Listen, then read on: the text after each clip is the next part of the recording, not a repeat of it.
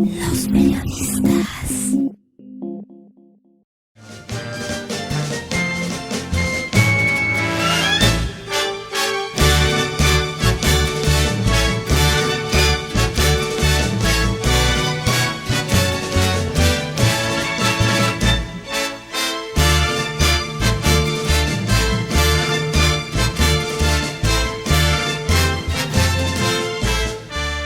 Cada 11 de noviembre, desde hace un poco más de 15 siglos, la Iglesia Católica celebra al santo de Tours, San Martín, húngaro de nacimiento, avecindado en Italia desde muy joven, militar y famoso por haber compartido la mitad de su manto a un mendigo como muestra de caridad. Y también cada 11 de noviembre en varias provincias españolas se celebra la tradicional matanza del cerdo. La coincidencia de las fechas no tiene explicación conocida, quizás sea la generosidad atribuida al santo y la generosidad atribuida al cerdo.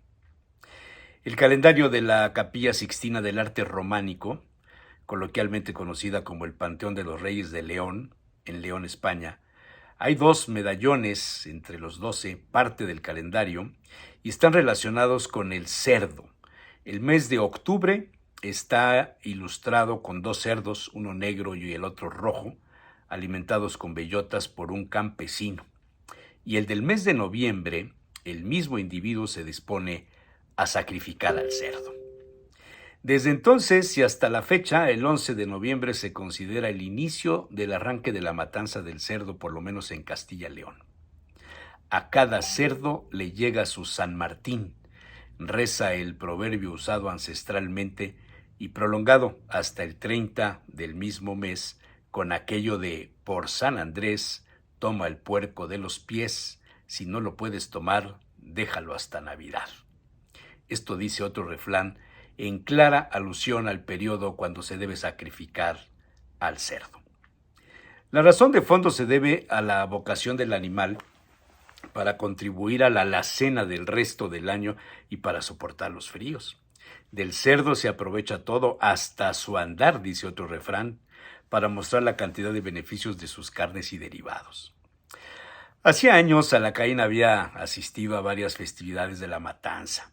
Algunas en Asturias, otras en León y unas más en el Burgo de Osma, donde se practican en la primera quincena de enero, cuando el invierno ya está en su punto.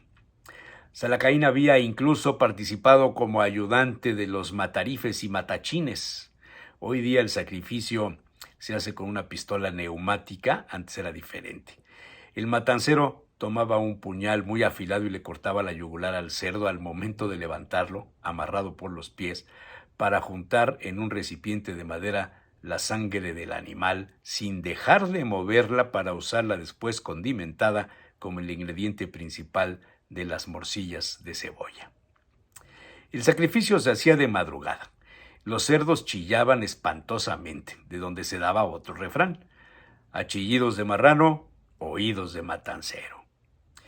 Una vez desangrado el cerdo era lavado con agua caliente y pelado con piedras o tejas a fin de desprenderle la mayoría de las cerdas. Se procedía a abrir en canal al animal, sacarle los intestinos, aún calientes se lavaban con vinagre y sal en agua corriente y así se continuaba por varias horas para destazar al cerdo, hacer el picadillo para los chorizos, los morcones, morcillas, etc. Las orejas eran especialmente preparadas para los niños, la lengua se adobaba y se metía en sal gorda y se guardaba hasta el martes de carnaval cuando estaba en su punto. Antes la matanza duraba unos 3 días y era motivo de reuniones de familia. Participaban los hombres y las mujeres y se iniciaba en la tradición a los hijos. Las mujeres tenían un papel importante. Salacaín recordaba haber leído alguna vez un extracto del llamado Manual de Mujeres con G, en el que se contienen muchas y diversas formas y recetas muy buenas. Fue impreso en el siglo XVI y donde se daba fe de la actividad femenina en la tarea de los embutidos. En España, cada pueblo, cada provincia tiene sus costumbres particulares sobre la preparación de los chorizos y morcillas, de la papada, los torreznos del alma, la cola, los solomillos, las costillas, etc. Existen manuales desde hace varios siglos para aprovechar toda la carne y partes del llamado también gochu. La gente de los pueblos asociaba siempre la matanza del cerdo con la abundancia, con la despensa, con el abasto, con la alimentación para defenderse del frío, y algunas costumbres trascendieron incluso a mediados del siglo pasado. El aventurero Salacaín había visto en alguna publicación una fotografía de 1956 tomada en Campo de Criptana, Ciudad Real, donde un sacerdote, quizá haya sido el párroco, bendecía a un cerdo abierto en canal, colgado, y en cuyo vientre había sido sentado un niño y su madre a un lado, como una forma de bendición de la comida y la infancia, invocando las abundancias y las venturas de los niños. Hoy esa fotografía quizá hubiera sido censurada por las redes sociales. Y desde hace unas 4 décadas, quizá un poco más, la familia de Gil Martínez en el Burgo de Osma, cerca de Soria, viene practicando la festividad denominada Jornadas de la Matanza en el restaurante Virrey Palafox. Gil prepara un menú de 22 platos, todos ellos con partes del cerdo por un precio accesible, unos 25 euros con vino incluido.